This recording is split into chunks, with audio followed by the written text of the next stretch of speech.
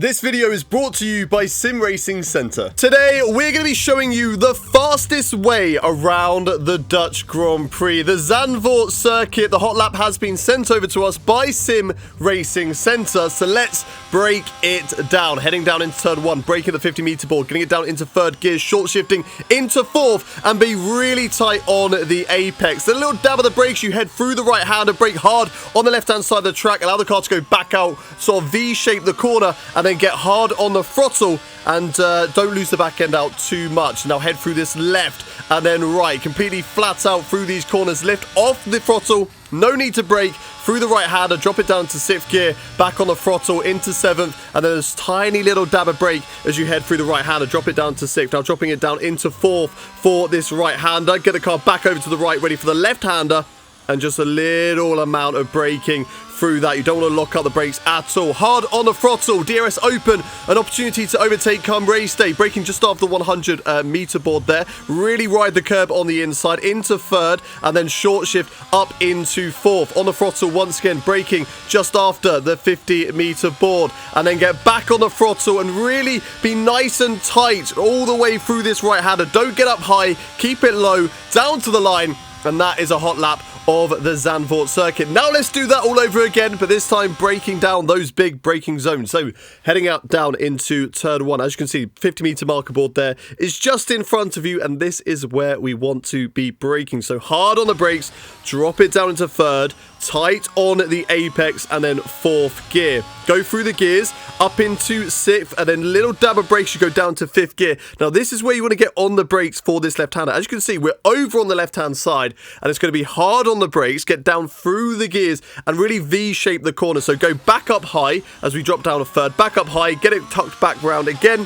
and then maybe you want to short shift a little bit there as you go from 4th to 5th, but we got away with it this time around. Through the left and the right, you go up into 7th. It's all fine through here. Lift off the throttle, no need to brake. Down into 6th gear, back on the throttle, allow the car to really use the curbs on the left-hand side. And now it's just the smallest dab of brake, like the smallest little tap on the brakes through this right hander just before the 50-meter board, back into 6th gear. Now you want to be getting on the brakes once again, just before the 50-meter board once again. So a lot of late braking around this circuit, but it really does flow. The corners allow you just to really attack them. So on the right hand side, get the car back over to the left and then over to the right once again. This is where you want to brake for this corner. Again, only the smallest amount of brakes, about a quarter of brake pressure through there. Tight on the left-hander, DRS open, go through the gears, get it up into 7th, not quite 8th gear here, braking just before the curb, or whereabouts the curb starts. That's where you want to get the car stopped through that corner, and then go down through the gears, and really aim for that curb on the right-hand side, and take it as much as you possibly can. So third gear through there, short shift to 4th, on the throttle, up into 5th gear, and then into 6th. Braking here just after the 50-meter board, and get the really start to turn the car in as well, because the camber of the corner allows you to really attack it. Don't get too far out on that curb on the outside, and like I said before, tuck in on the inside. It's the shortest run to the line, and it's going to help you in those qualifying runs, and that is a lap of Zandvoort. Before we get into the setup, let's talk about today's sponsor, Sim Racing Centre. Sim Racing Centre offers the best and latest F1 22 league racing setups to make sure your car is running as fast as it can. Combined with the race preparations they sell, which shows tyre data, the best strategy, and a lot more to ensure you will slap the competition and be on top of your game.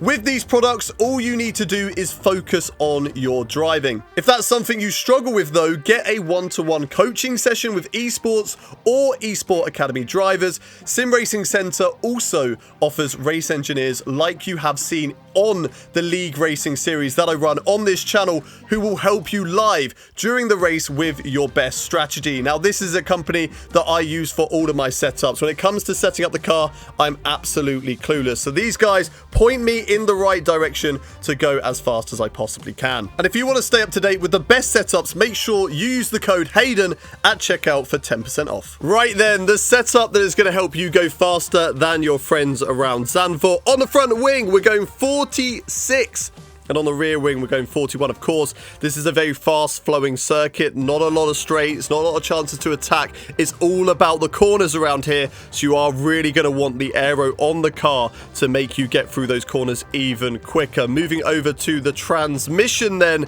and it's going to be pretty simple. It's just 50-50. Same as what we usually have on this game. No need to bump it up too much. So 50-50 on the transmission. Suspension geometry. This is something we've seen quite a lot. Just all the way to the right on the front camber, all the way to the right on the rear camber, and then all the way to the left on the front and rear toe. It's something that, you know, isn't going to change too much. It's just that rear camber that you want to change from track to track. But the front camber and front toe and rear toe all staying exactly the same. Suspension now. And this is going to be a 1 on the front suspension, 7 on the rear suspension, 1 on the front anti-roll bar, 7 on the rear anti-roll bar. So those two very similar to each other. And then on the ride height, we've got 4 on the front ride height and 7 on the rear ride height. Then on the brakes, plain and simple, 100%, 50%, nothing's changing there. And over to the tyres, exactly the same as well. 23.8 on the fronts and 23.0 maximum on the rears. And that is the setup for the Dutch Grand Prix. Big thank you to today's sponsor, Sim Racing Centre, for sending us over the hot laps and the setups, and of course for sponsoring this video. And don't forget to use the code Hayden for 10% off any orders if you do want to go check them out. Link in the description. Also, don't forget to subscribe to the channel for more hints and tips on the F1 22 game. But until next time, it's goodbye from me.